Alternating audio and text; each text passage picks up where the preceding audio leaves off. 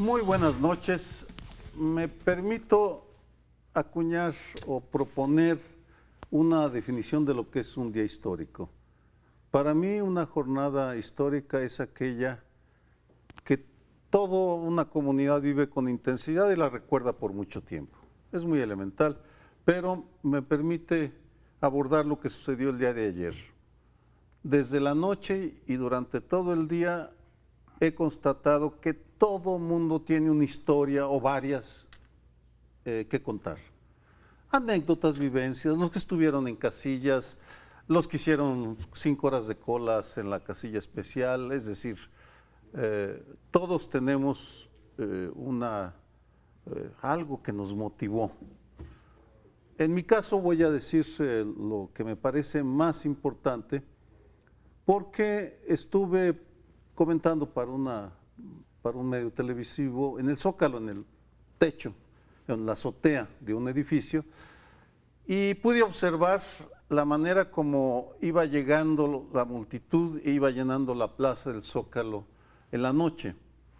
Y recordé que hace 50 años, en el 26 de julio de 1968, empezó el movimiento estudiantil queriendo llegar al Zócalo. No lo lograron porque los frenaron en la calle Madero y ahí empezó una batalla campal que duró un par de días y terminó con el bazucazo contra la puerta de la preparatoria número 1 y 2. Han pasado 50 años, pero para mí la liga, y viví el 68 y viví anoche, y por tanto tenía muy fresca en la memoria era inevitable la asociación, porque si algo distinguió al movimiento del 68 fue la vocación de la no violencia. En su mayor parte, hubo violentos, pero eran la minoría. La mayoría queríamos un cambio de régimen mínimo, insignificante, pero por medios pacíficos.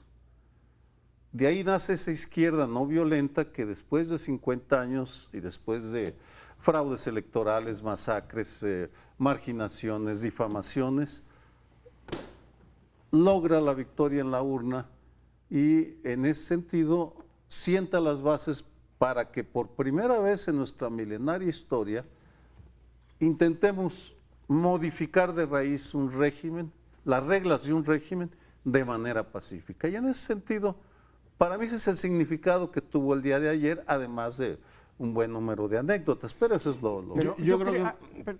por favor. Yo creo que vale la pena resaltar algunas cosas muy positivas de la jornada del día de ayer. Una muy importante es la intensa participación, hubo 63% de participación. Se esperaba más. Se esperaba más, pero después de venir de etapas en donde ha bajado tanto la participación, y ahí están incluidos algunos jóvenes que habían estado muy al margen de la política y ahora se manifestaron. Es el futuro del país el que está tomando cartas en el asunto de la política, que por un tiempo, pues de alrededor de 20 años, no le interesó mucho a ciertos jóvenes, a una buena parte de los jóvenes. La otra cuestión que quisiera destacar es algo que tiene que ver con algunos de los discursos que hizo el ganador López Obrador el día de ayer, los 2 discursos que pronunció, pero que fueron anticipados en el discurso de cierre de campaña. Y el aspecto que me interesa destacar más es que López Obrador no clama para sí la victoria, sino que establece que ha habido un movimiento al que tú te estás refiriendo, que viene de muy atrás, mencionando los nombres de algunos de los grandes dirigentes de izquierda, entre ellos un queridísimo amigo mío, Eberto Castillo, y otros que lucharon, dejaron sus vidas, se sacrificaron. Es una larga carrera que conduce hasta este día. Y este día, pues, no solo habría que celebrar, sino también reconocer. En esto del reconocimiento hubo una verdadera pifia de los 2 candidatos que perdieron, me refiero a Mid y a Anaya, porque en sus cierres de campaña estaban prácticamente derrotados. El de MID no conectó jamás, aunque tenía cosas interesantes, pero para intelectuales, para discutir en una clase, no para la política. El de Anaya se pasó dando las gracias a fulanito que te conocía apenas en la campaña, pero qué maravilla. Eso es todo lo que hizo. Estaban derrotados ya desde su discurso de cierres de campañas.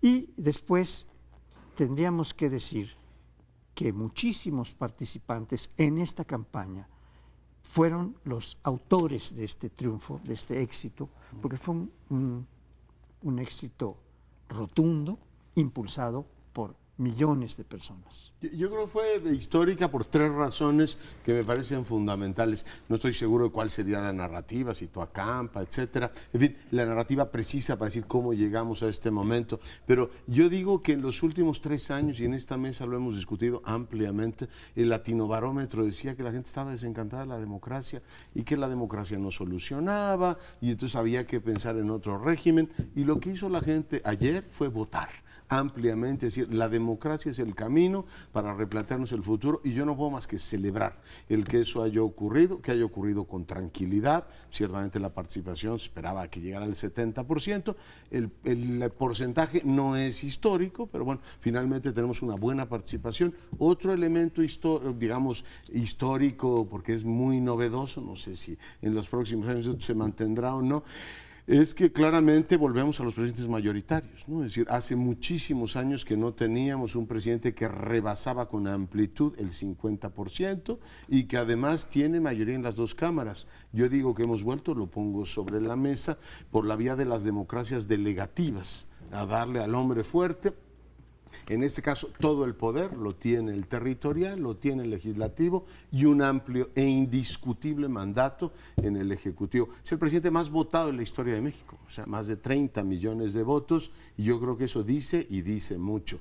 Celebro, y este es el último apunte, que hayamos tenido una jornada impecable. El discurso de Meade y el discurso de Anaya ayer por la noche son de una categoría democrática y le ponen efectivamente al próximo presidente 2 elementos, digamos, en la subasta política importantes. Es decir, oiga, cuando usted ganó no se le regateó 1 milímetro su triunfo, lo que no había acontecido en las elecciones de los últimos años, y yo espero que con esto tengamos efectivamente ya concluido este proceso como de transición democrática y nos dediquemos a la consolidación democrática y que todos aquellos que con justicia no se sentían reflejados en las instituciones nacionales o suponían, aquí mismo lo comentamos hace 2 semanas, la mitad de los compatriotas creía que podía haber fraude electoral. Bueno, pues ahora tienes un presidente legitimado, aceptabilidad de la derrota, la reconoció el propio presidente y está la mesa servida para que por la vía democrática, finalmente, todo se puede decir de este gobierno, menos que no ha tenido un mandato popular y legítimo, absolutamente invulnerable en este caso. Transformemos este país. Bueno, ya veremos qué ocurre, pero de entrada, por eso digo que este refrendo por la democracia me parece que es algo que todos debemos celebrar. Que para medir el apoyo que tiene un presidente, más que la cantidad de gente, porque siempre el padrón cada vez va creciendo porque la población va creciendo, más bien sería más confiable el porcentaje. O sea, el porcentaje, el último presidente que tuvo más del 50% antes del López Obrador el día de ayer fue Salinas de Gortari. Los demás ya estuvieron por debajo del 50. Un 50 cuestionado. 53, ¿no? Además viene el cuestionamiento, la legitimidad. Aquí nadie pone en duda, desde luego, viniendo de la oposición el ganador, pero 53 contra 51 de Salinas, que tuvo más o menos. Ahí se van, es el porcentaje el que hay que ver para el apoyo que va a tener un presidente de entrada, el apoyo de legitimidad, de respaldo ciudadano. Aquí yo diría que es un precedente importante el día de ayer, que estaba pendiente en la transición mexicana, porque los teóricos de las transiciones democráticas dicen, realmente la democracia se va construyendo y consolidando, la democracia electoral, porque la democracia son muchas otras cosas, en lo que tampoco no hemos avanzado mucho, como la corrupción, la impunidad, rendición de cuentas, transparencia, etc.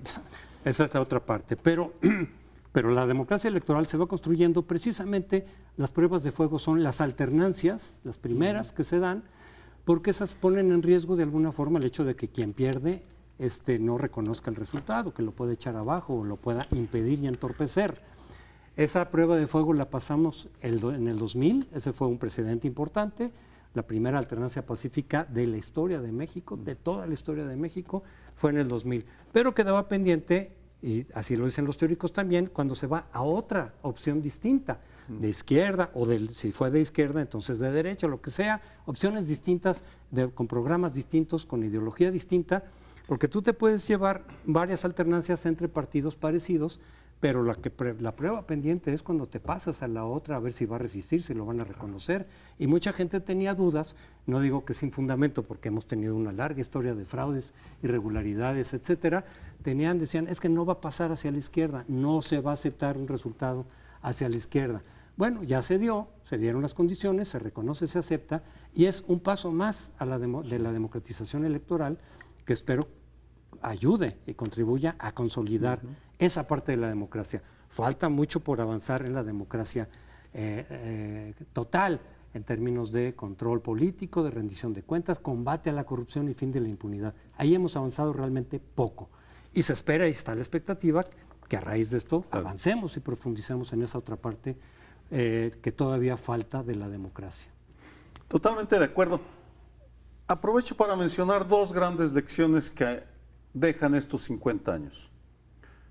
Hablaba de la fidelidad a la no violencia de las izquierdas, y en ese sentido vale la pena señalar tres momentos en los que hubo la tentación de recurrir a la vía armada o a la confrontación directa. En el 88, cuando hubo un gran fraude electoral, el primero de los dos grandes fraudes electorales, que quienes estaban una parte del Frente Democrático Nacional exigían la confrontación. Cárdenas optó por la urna y siguió adelante. En el 94, el levantamiento zapatista, declararon la guerra al Estado, en la primera declaración de la Selva Lacandona, pero ante la movilización de la sociedad civil de izquierda, responden en la segunda declaración en junio del 94, apoyando el cambio a través de las urnas. Finalmente, en el 2006, hubo otro fraude electoral en el cual también se le exigía a Andrés Manuel López Obrador, el perdedor, que recurriera a la confrontación, y él opta por medios pacíficos, controvertidos. La ocupación de Reforma sigue siendo controvertida, pero esos fueron tres momentos de fidelidad a la no violencia. Y luego, como gran lección de que la corrupción no paga, estimados políticos, porque la degradación del PAN y del PRD empieza con la reforma electoral del 96, cuando se quintuplican sus ingresos, los ingresos de los partidos, y luego cuando llega Fox a la presidencia, se hacen adictos al moche, les gusta la buena vida, se dan privilegios, y el día de ayer pues pagaron la consecuencia esos dos partidos que alguna vez fueron de oposición y ahora están marginados. Permíteme nada más irme un poquito más atrás. Empezaste por el 88, pero había que empezar en esta opción por la violencia. Por la no violencia. De la no violencia, pero en este caso fue por la violencia que tuvieron en la década de los 70s la izquierda, que fue el nacimiento del Partido de los Pobres, que llevó la guerrilla a la Sierra de Guerrero y a varias otras partes del país, el surgimiento de la Liga Comunista 23 de septiembre, que realizó muchos actos de secuestro, en fin, y que tuvo como opción solo la violencia porque ya no se podía tener otro tipo de cosas. Entonces, como estás citando el 68, yo creo que habría que también detenerse en qué pasó en los 70s, nada más para complementar estos antecedentes. Yo creo que la izquierda de todas maneras había optado ya hace muchos años por la lucha institucional y por tanto refrendo que esa lucha institucional haya acreditado en los hechos con una buena actuación del Instituto Nacional Electoral, que es una vía que rinde frutos, y ahora tendrán efectivamente la posibilidad de transformar el país, las instituciones y desarrollar todo su programa político con el mandato que han tenido. Bien, pues terminamos este primer bloque. Gracias. Bueno, y en este segundo bloque les propongo que analicemos la transición. Es en México el interregno larguísimo, es eterno. Estamos hablando de la elección y lo que dejó, los discursos de posicionamiento ayer de los dos candidatos, bueno, de los tres, porque el Bronco, valdría la pena que en algún momento le echáramos un vistazo también a la votación del Bronco. No son pocos millones los que votaron por él, pero dejo al Bronco fuera y digo, los discursos de reconocimiento, el del jefe del Estado, y viene un largo periodo hasta diciembre en donde López Obrador ya será el presidente constitucional de México. Y lo que dijo el día de ayer, los dos discursos que planteaba Paoli, uno en el hotel y otro en el Zócalo, son discursos ortodoxos, discursos diciendo no me voy a salir de la norma macroeconómica, voy a tener un orden financiero, y nombró efectivamente ya personas que se van a encargar, de hecho ya tuvieron reuniones el día de hoy, Carlos Ursúa y Romo, con inversionistas. Mañana se va a dar el encuentro en Palacio Nacional entre Peña Nieto y Andrés Manuel López Obrador. Da nombramientos exactamente igual que el modelo de Vicente Fox, como con mancuernas, como lo hizo con, en fin, en su momento el equipo de transición. Es Tatiana Cloutier y la ministra Sánchez Cordero, responsables del ámbito también político interno. En el ámbito externo le encarga a Héctor Vasconcelos y a Marcelo Ebrard que atendan este asunto, un asunto candente, porque a partir de ahora todas las señales externas pues ya no quedarán solamente en el ámbito del presidente Peña Nieto, sino que tendrán que ser consultadas con el ganador de las elecciones. Y en el caso que sí define una persona de una manera clara es César Yáñez. Dice, él quedará encargado de los medios de comunicación. Son señales de entrada que habrá que efectivamente analizar, y las dos piezas que presentó, dos piezas oratorias el de ayer, ¿cómo las ven? Pues fascinante, porque le faltó decir, y eso no lo podía decir, cómo van a procesar las relaciones con sus aliados, porque ahí no había nadie del PT ni del PES, ni del Partido Encuentro Social, partidos que tampoco mencionó durante sus discursos. Sus discursos estuvo dedicado a la izquierda histórica, vamos, desde... Solo le faltó hablar de Carlos Madrazo para el papá de Roberto Madrazo. De Roberto Madrazo, el que creó, iba a crear el partido Patria Nueva, ¿correcto? Es que Paoli Bolio estuvo metido en esa Trabajaste con él, ¿no? En ese enjuague. Sí, le encontré algunos de sus expedientes en Gobernación, que creo que te los pasé, ¿no? Sí. Me parece. Bueno, en fin, es decir, además de que ya nombra personajes que reflejan la pluralidad, Alfonso Romo y Tatiana Cloutier, Héctor Vasconcelos, y Olga Sánchez, son 4 personajes de fuera, luego están los tradicionales, todos leales a él, y deja fuera al petismo y a los evangelistas. No sé qué quiera decir todavía, pero bueno, es inevitable notar las ausencias también. Bueno, es que ahí es interesante, yo quisiera profundizar esta idea, porque podría ser un gobierno de coalición. Llegaron en coalición a la campaña, a la elección. Recordemos que Vicente Fox llegó con el Partido Verde, no le dio ningún cargo en el gabinete, o sea, no consolidó la coalición para tener a esos diputados, a los diputados de esos partidos, que Morena les regaló muchísimos diputados tanto al PT como al PES, porque ellos por sí mismos no conseguirían el número de diputados que van a conseguir. Pero si los quieres tener colaborando contigo en el Congreso, y me imagino que sí, la mejor forma para consolidar esa coalición legislativa es dándoles algún cargo en el gabinete. Recordemos que el Verde, por no darle cargo Fox en el gabinete, se salió inmediatamente de la coalición y empezó a trabajar con el PRI. Aquí no sé qué vaya a pasar, pero si no le das algo, es más probable que de pronto digan, oye, pues vámonos para otro lado o platicamos por otra parte. ¿Quién sabe? No sé si eso vaya a ocurrir o no, pero no es un gobierno de coalición en estricto sentido, porque no va a haber, hasta donde sabemos ahorita, a alguien de esos dos partidos en el gabinete.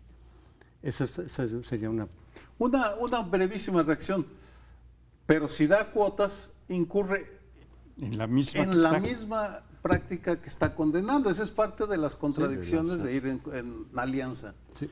El otro día en el Instituto de Investigaciones Jurídicas hubo alguien en una deliberación institucional que tenemos cada mes que dijo que ya el gobierno de coalición se estaba armando porque López Obrador tenía gente del PAN, como los dos presidentes del PAN, Espino y Martínez, tenía gente que venía del PRD, de la izquierda, en fin, de todos lados.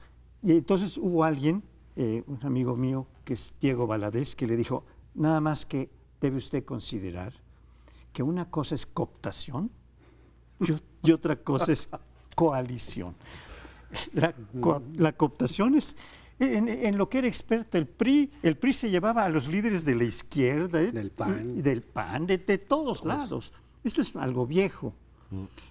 En cambio, el gobierno de coalición es una cosa institucional que tiene reglas, que hay que establecer los puestos en el gabinete, que tiene que ser aprobado todo el gabinete por el Congreso, etcétera. La otra es una reunión de facto por los intereses que cada quien tenga para reunirse, ¿no? Esa es una cosa. Yo lo que no veo es por qué tendría un presidente mayoritario, además con ese mandato, tiene que tener ni siquiera que pensar en la coalición. Va a decir, oiga, pues yo tengo el 53% y tengo un respaldo amplísimo de una bancada muy amplia. Al PS y al PT les dirá, señores, en su vida habían soñado con tener 50 y tantos legislados. Los ha hecho ricos, como en su momento Fox hizo ricos a los verdes. Yo no creo tanto, que... no tanto. No, bueno, pero les fue muy bien, tuvieron una bancada importante. Yo no creo que el patrón de darles ministerios tiene lealtad. Peña Nieto les dio posiciones importantes a los verdes y mira, a la hora de la elección jalaron como quisieron en el momento que pudieron. O sea, no creo que esté garantizada la lealtad. Pero en cualquier caso no veo por qué López Obrador tuviese que optar por un gobierno de coalición. Creo que la señal fue clara cuando les dice la patria es primero. Le gusta mucho citar a Vicente Guerrero, teniendo a los líderes de los partidos ahí detrás. Claramente opta por el modelo de decir, a ver, la gente en la que confío no hay ninguna alteración respecto al equipo de campaña, Romo va a ser el jefe de la oficina y queda efectivamente en una posición privilegiada. Ursúa es mi secretario de Hacienda. El gran asunto había sido si iba a nombrar un tecnócrata o iba a llamar a alguien de la, digamos, vieja, la tecnocracia, que es como la gran derretada de esta elección, sino va a ser Ursúa. Y ahí está el mensaje. Donde está un poquito más difícil de entender es el equilibrio que mete entre las dos mujeres, ¿no? Tatiana y la ministra.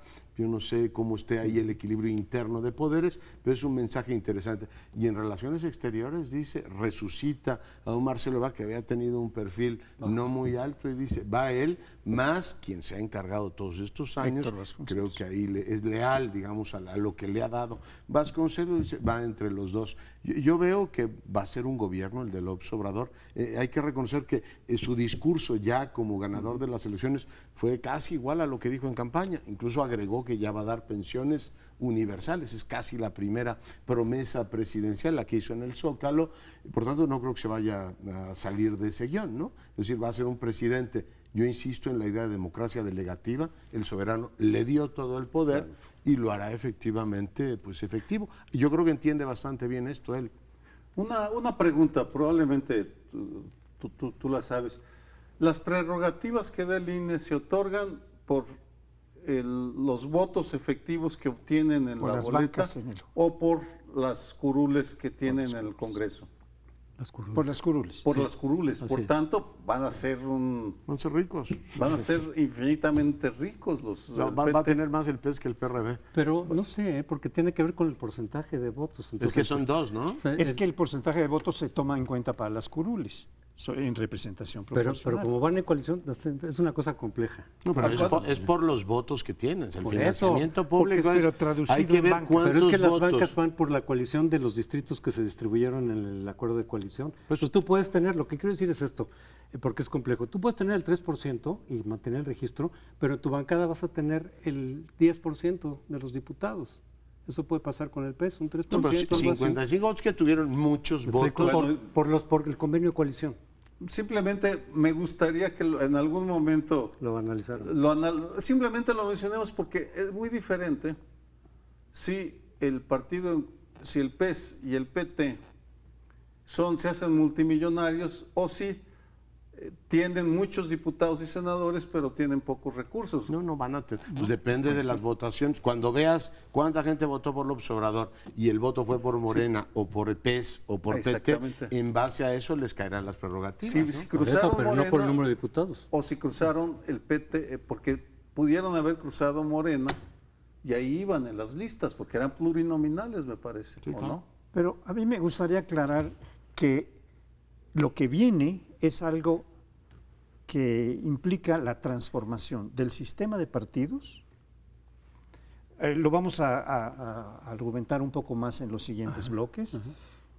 Y la cancelación de los subsidios tan intensos, tan grandes que hay en un país que está necesitando mejor educación, salud, etcétera, porque lo que se les da a los partidos políticos, y también una transformación de todo el sistema de autoridades electorales. Yo tengo la impresión de que no puede persistir el que existe ahora, independientemente de que tuvo una buena jornada, de que cumplió bien su tarea el INE. Yo creo que hay una serie de factores. El precio que nos cuesta este conjunto de autoridades electorales, este INE y este tribunal, es monstruoso. Si le va a quitar los sueldos muy altos a la alta burocracia, tiene que reducir este número de privilegios tan fuerte. Entonces, yo creo que este es un asunto que sí hay que estudiar, pero hay que ver el futuro, porque si es congruente, tendría que mandar iniciativas para reformar el financiamiento a los partidos. Es que va a necesitar recursos de varios lados, ya dijo que los va a sacar de aquí, de allá. Sí. Una parte que los propios partidos, si recordamos el año pasado, después del sismo, ofrecieron reducir significativamente. Digo, algunos se pasaron y dijeron cero financiamiento público. Eso te genera otra dinámica, otras complicaciones. Pero un 50% que también ofrecieron en algún momento de reducir el financiamiento a los partidos, aparte de las autoridades electorales, son dos partidas distintas, Sí, son distintas, podría pero son de ayudar todos a encontrar todo ese dinero que va a necesitar para llevar a cabo sus programas sociales. Bueno, hice la pregunta porque el día de ayer fue la elección y estamos empezando a armar la agenda de lo que van a ser las discusiones los próximos meses. Y como en unas semanas, en septiembre, empezará a discutirse el presupuesto de egresos de la Federación, ahí veremos ahí veremos de qué están hechos los partidos y si viene primero México, vienen primero sus intereses, porque si tienen que sacar 300 mil millones de pesos para los programas sociales del 2019. Yo creo que ahí tenemos un punto clave, ¿no? Además, como la transición es tan larga, me pregunto si la cortesía política que ayer vimos se va a mantener todo este tiempo, si efectivamente entre Peña y Nieto y López Obrador se da la cortesía que se ha dado en otras transiciones. Hemos tenido algunas muy complicadas, puede empezar con gestos políticos importantes, como por ejemplo Peña podría anunciar que va a vender el avión, ¿no? El avión presidencial, que es un compromiso político del próximo presidente, es decir, hazlo tú, pero en el tema del presupuesto, claramente, pues tiene que llegar a un acuerdo básico, porque hay un gobierno todavía en funciones, aunque hay un mandato popular, efectivamente, para que el nuevo gobierno haga el presupuesto del año próximo. Así es que preveo que hay ahí algunas fricciones. De todas maneras, será un tema interesante que estaremos analizando aquí en el primer plano. Hacemos pausa, regresamos en un instante. Esta elección va a suponer un cambio dramático en el sistema de partidos. Espero que para bien. Vamos a ver cómo se van acomodando las cosas. Era previsible por las encuestas mismas que decían, oye, realmente los otros partidos van a quedar muy abajo. Los que hicieron coalición con Morena van a quedar muy bien en comparación con los votos que por sí mismos hubieran podido obtener. Pero el PRI es la mayor debacle de su historia. Hay muchos priistas que están señalando ahorita públicamente decir, no, pero en el 2000 se decía también que el PRI se iba a caer y no se cayó, estuvo ahí, resistió y regresó al poder. Sí, pero el PRI no quedó tan debilitado en 2000, ni en 2006, que también le fue bastante mal, como ahora. Esto no tenemos todavía los números exactos, pero en el 2006 el PRI, que fue cuando quedó en tercer lugar en la presidencial, con 106 diputados aproximadamente, ahorita va a tener menos de eso, bastante menos de eso. Lo mismo en senadores, gubernaturas, se está quedando sin ninguna. Las que tiene ahorita que no se pusieron en disputa ayer, esas las va a conservar, pero es probable que esas poco a poco vayan a ir pasando al PAN en algunos casos y a Morena en otros casos. ¿Qué va a pasar con el PRI? Es muy probable que el PRI sí se reduzca a su mínima expresión histórica y a partir de ahí, dicen los expertos en transiciones políticas, cuando rebasas un umbral hacia la baja, empieza la fuga, pero en serio, el éxodo hacia el ganador. Si en este caso, como hemos visto hasta ahora, se abren las puertas de par en par de Morena para recibir militantes, agrupaciones, eventualmente sindicatos del PRI, creo que más de uno va a querer pasarse para allá. Y entonces el PRI sí va a quedar ya en una situación, no de perder su registro por ahora, pero sí de realmente ser un partido ya minoritario, de un partido irrelevante políticamente y el grueso de las estructuras y de militantes, no de todos, probablemente se vaya a Morena. Es una hipótesis que iremos viendo sobre la marcha si se cumple o no, pero varios la están manejando. Voy a hacer una disquisición en base a esto. En los 80s, con Miguel de la Madrid, llegan los tecnócratas a apropiarse del PRI y es uno de los grupos que son demonizados por el priismo histórico y tradicional. Hay los tecnócratas que se apropiaron sin militancia, luego les ponen candados y hacen lo que puedan. En el PRI tradicional, el hegemónico era el grupo Atlacomulco, que ahora también sale demonizado porque rindió malas cuentas. Entonces, como pregunta, ¿qué queda del PRI? ¿Qué hay del PRI? ¿Los tecnócratas se quedarán en el PRI? Claro que no, van a migrar a quien les da un buen trabajo y no sé incluso si van a aceptar que les rebajen a la mitad sus salarios, porque esa es otra cosa, vamos, los cuadros calificados pues se van a ir a donde les paguen bien. Es disquisición porque no sabemos bien, no tenemos, o yo no tengo en la mente, una cartografía de cuáles son los grupos del PRI que permanecen con la fortaleza suficiente para encabezar una regeneración nacional. Yo creo que se va a reconfigurar el sistema de partidos, está más o menos claro, los primeros datos ya te permite ver una gran fuerza que es Morena, que es un partido nuevo, pero está hecho de material, digamos, muy tradicional. Buena parte de los liderazgos legislativos, se habla de Monreal, etcétera. Bueno, pues es muy conocido. Monreal estuvo en el Congreso del 97. Por tanto, sí es nuevo, pero no es tan nuevo en el PRI, evitando, por cierto, que hubiera la mayoría de la coalición opositora, pero ahora estará del lado de la renovación, de la cuarta renovación nacional. Por tanto, es una especie de paradoja, ¿no? Sí es nuevo, pero con material no tan nuevo. Lo que es interesante es ver qué le va a ocurrir a la revolución institucional. En el 12 decíamos aquí que si ganaba era un riesgo para el régimen de libertad, se iban a quedar 70 años, ni 6 aguantaron y ahora sí creo que el riesgo de que desaparezcan es altísimo. ¿Por qué? Porque incluso en el Estado de México, habrá que ver ya las votaciones, se fueron a tercer lugar. O sea, estamos viendo una debacle impresionante. Y es un partido de gobierno, pues es un partido que se hizo específicamente para el ejercicio de gobierno y encontrarán ahora en el próximo presidente todos los elementos y él es muy atractivo y sumamente hábil para hacer esto, les dirá en la clave de la reconciliación nacional, es decir, todo es convergente, vénganos tu reino, encuentran aquí un espacio, como acaba de ocurrir en Tabasco, donde el senador priista se corrió directamente a apoyar el obradorismo y andan en Tabasco en el 70% del voto. Ahí sí, como decía Enrique González Pedrero, cuando había régimen priista, decir, pues no hay competencia electoral, ¿no? Pues si tienes el 70%, la competitividad se reduce. Pero sí creo que vienen muy malos tiempos para el revolucionario institucional y el gran asunto es qué gobernador, porque finalmente es un partido que se mueve por poder, como Peña Nieto heredó la parte, o sea, Montiel y luego Peña Nieto, la parte de un PRI desgajado del poder. Ahora no sé qué gobernador va a heredar esa parte, pero necesariamente tendría que ser uno porque pues necesitan proteína de presupuesto para existir. Yo platicando con algunos amigos que son cercanos al PRI, me decían, el PRI puede venir en tercer lugar, pero no va a bajar del 20%, que es su voto duro, su piso, y está en el 15%. MIT, no sé si el porcentaje... Bueno, MIT, que es la cabeza de esta Pero elección, luego ya ves que hay por diferencia entre el Congreso y el Es cierto, presidente. pero normalmente favorece más al candidato presidencial los votos que a los diputados y senadores. En el caso de Fox, por ejemplo, tuvieron 2 millones de votos menos que Fox los diputados y senadores. Pero en el PRI fueron al revés. Bueno, el PRI fue al revés, pero en este caso yo creo que va a quedar muy reducido y tenemos varios indicadores. Esto que refería Leonardo creo que es muy importante. Si recordamos cómo fue la recuperación del PRI, la recuperación del PRI se dio a base de los coroneles, es decir, de los gobernadores.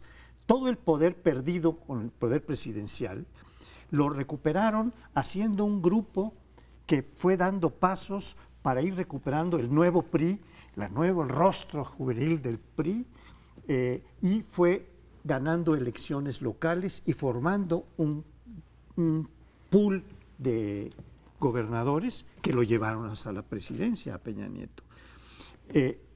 Ahora no tienen de dónde agarrarse, no ganaron una sola gubernatura aparentemente. Hay algunas que están todavía en alguna duda, pero en principio aparentemente ganó 5 gubernaturas el Morena, De 9. 4 gubernaturas y la jefatura de la Ciudad de México, Claro. serán 5 entidades, 3 el PAN y una Movimiento Ciudadano, Jalisco. Entonces, el PRI no ganó ninguna. ¿De dónde va a tomar el poder para recuperar o regresar? Eso es lo que veo. muy Nada más difícil. un mínimo apunte para completar. El PRI en las otras dos momentos en que fue oposición tenía una función legislativa muy cara que vender. A Fox le vendió, si quieres mayorías hasta para aprobar el presupuesto, aquí está. Y se lo vendieron con sangre. Y a Calderón le dijeron, ¿tomas posesión? Sí, yo lo admito, fue la fuerza de Gamboa. Ahora López Obrador dirá, ustedes no lo necesitan ni para arrancar el proceso legislativo. Ni para eso. Para ir lo a traer los necesitan. cafés. Y por lo mismo, O sea, hablando no del es una Congreso, bancada que sea clave para nada, ¿no? por lo mismo yo creo que muchos legisladores del PRI van a empezar a orbitar en torno de Morena. No sé si se pasen directamente, a lo mejor no es necesario, sino que van a empezar, digamos, a En los trabajar acuerdos- con en Morena, los a hacer acuerdos y demás. parlamentarios, seguro. Y a de alguna manera alinearse a Morena, con lo cual Morena puede incrementar su fuerza en el Congreso, más allá de su propia coalición, de lo que hablábamos el segmento pasado, porque miembros de otros partidos, o sea, legisladores de otros partidos que quedan ahorita muy golpeados, no necesariamente el PAN, pero sí el Verde, los que queden del PANAL, etcétera, se pueden ir alinear con Morena en el Congreso y entonces López Obrador tener realmente un apoyo enorme en el Congreso, un apoyo real. 2 apuntes históricos que no resisto. El primero, por allá en los años 70, si mal no recuerdo, Fidel Velázquez, o principios de los 80, declaró, llegamos con la fuerza de las armas y jamás nos sacarán por medio de los votos. Bueno, se equivocó. Y hablando del PRI, que en el 2005 sí se configuran 3 gobernadores, los menciono para ver cómo están. El primero, bueno, eran 3, el de Coahuila, Humberto Moreira, que ahora dedica su energía a demandar periodistas, porque vamos a andar demandando a todo el que se deja, o a todo el que se le ocurre. Luego, Enrique Peña Nieto, que ya sabemos el desenlace, que vamos a ver qué vaya a hacer de su vida, y Osorio Chong, peleados entre sí. En otras palabras, si eso es un indicador de lo que fue esa coalición, podemos concluir que es una coalición que terminó fracasada. E insisto, yo no veo en el horizonte los liderazgos jóvenes o viejos que tengan la capacidad para conjuntar lo que les quede. Me parece que vamos a ver, así como pronósticos, si se valen el día de hoy, es pues a buscar el acomodo, las hipótesis de que pasado cierto momento, pues lo que queda de los partidos busca reacomodarse, porque además, asumamos, no saben hacer otra cosa. Que como decía Paoli, no sería coalición, sino cooptación. Exactamente, sí, muy buena distinción. ¿no? Digo, bueno, yo creo que hay mil maneras.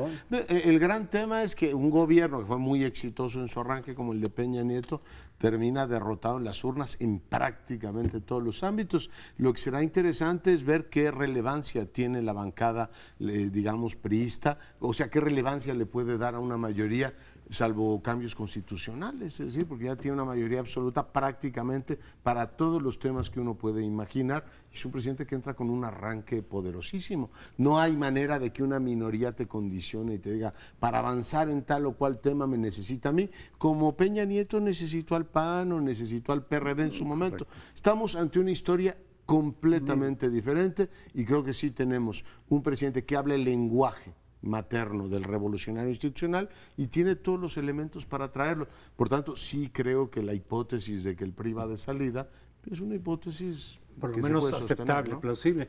El PRI recibió la oportunidad en 2012 de reivindicarse. Yo digo que creyó que estábamos como en 1960, que podía hacer lo que quisiera sin costo político, sin que hubiera otra vez alternancia. Hicieron todo sin mayor desparpajo, etcétera. Y y va a perder no solo el gobierno, sino va a perder el poder y a lo mejor el partido, que se va a perder por sí mismo. Además, su campaña fue desastrosa, cometieron todos los errores posibles, no percibieron bien cómo estaba el ambiente político. Eso ayudó y contribuyó a que López Obrador no solo ganara, sino que incrementara su ventaja de manera Y uno importante. de sus aliados perdió el registro, el PANAL. Ajá, y el PANAL pierde el registro. Bueno, yo creo que el PRI cometió muchísimos errores durante todo el sexenio y en esta campaña, y ahora lo va a pagar. Vamos al siguiente segmento. La debacle del PAN es algo que propongo que comentemos. Y se tienen indicadores de que esta debacle no es del día de la jornada electoral, viene de muy atrás. De hecho, la división que se hizo en el PAN con la salida de Margarita, que le quitó mucha fuerza al candidato del Frente que encabezaba el PAN, Ricardo Anaya, es un primer momento de división y de confrontación. Hay otro momento de confrontación que es con el gobierno mismo, con MID y con el presidente de la República finalmente, que es, usted está usando la Procuraduría y las instituciones del Estado para dañar mi candidatura.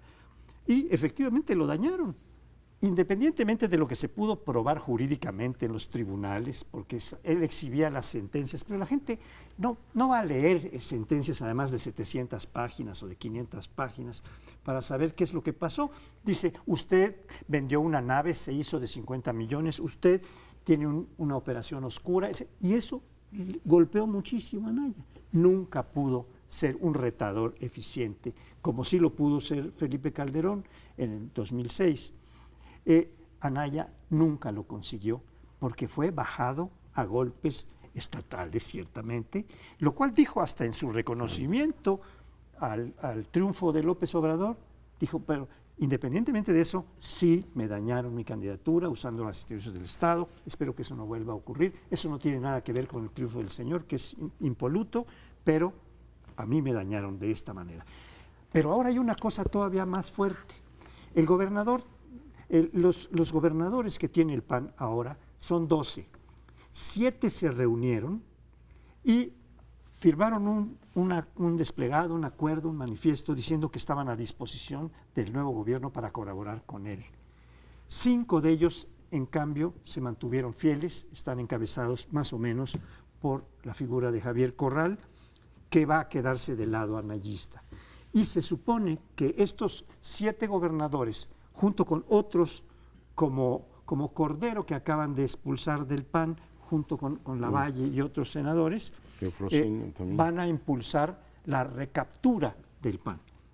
Y están proponiendo, según dicen las notas, a Roberto Gil como el futuro presidente del PAN.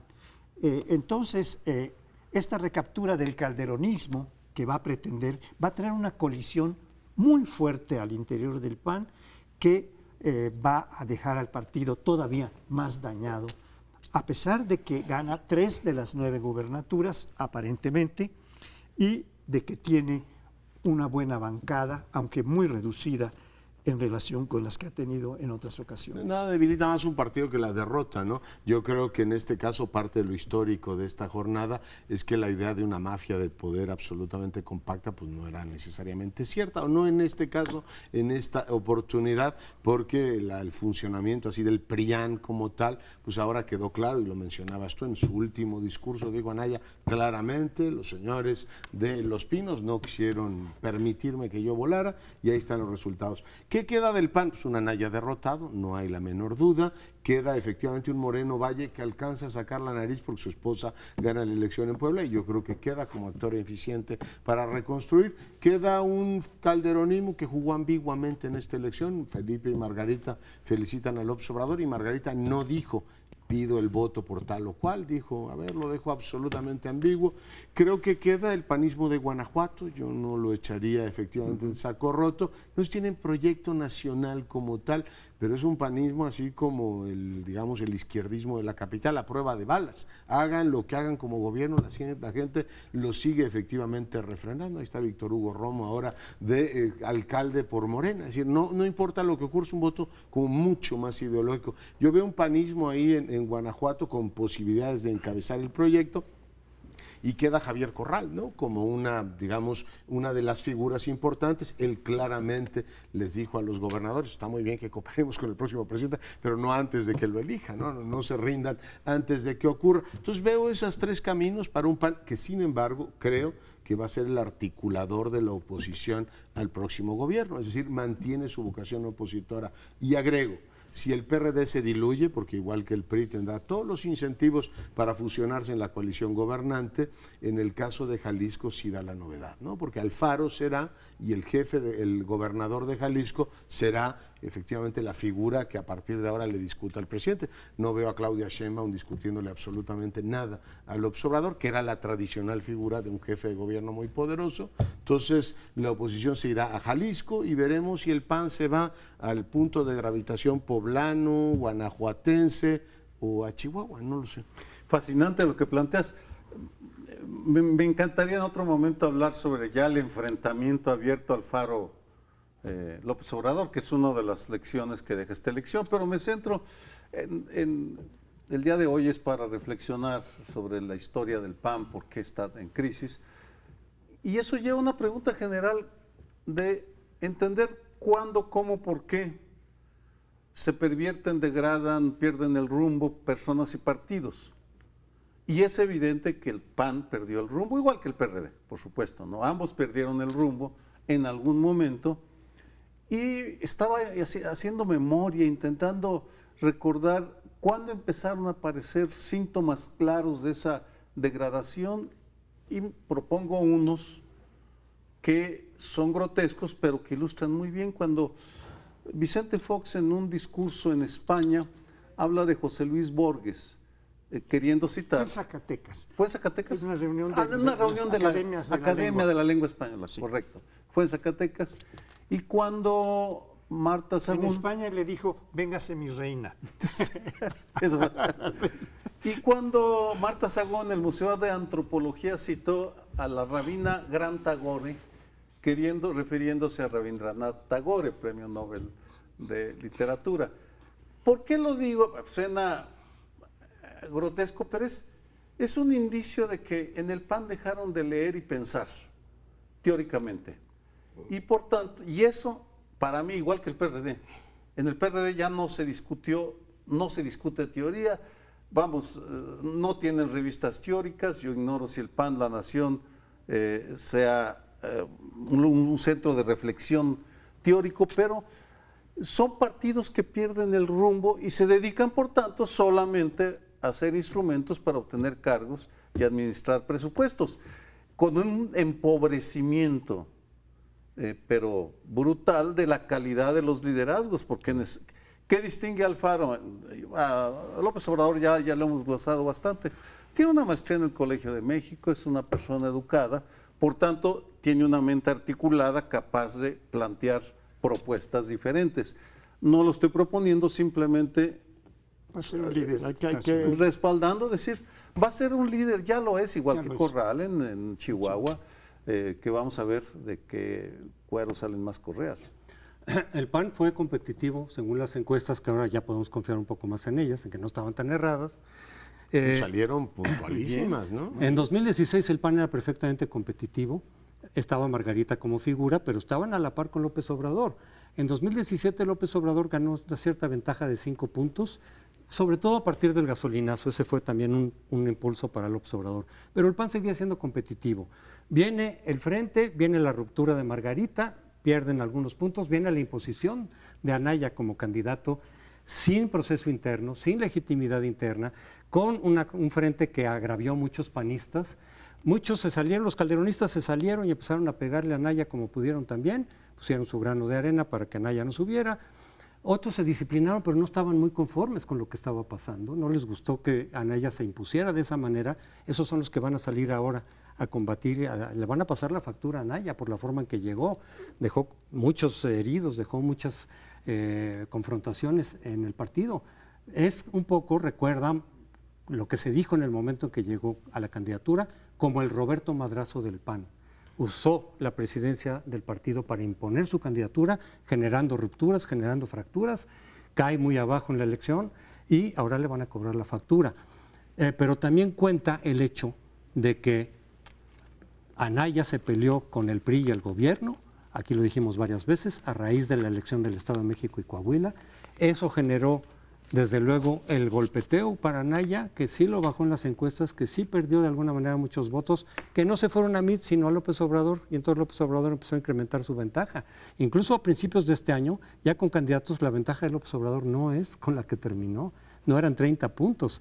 Ese golpeteo entre el PRI y el PAN contribuyó, desde luego, a que la distancia se ampliara por Déjame parte decirte, de a mi López juicio, Obrador. ¿Dónde perdió el rumbo el PAN?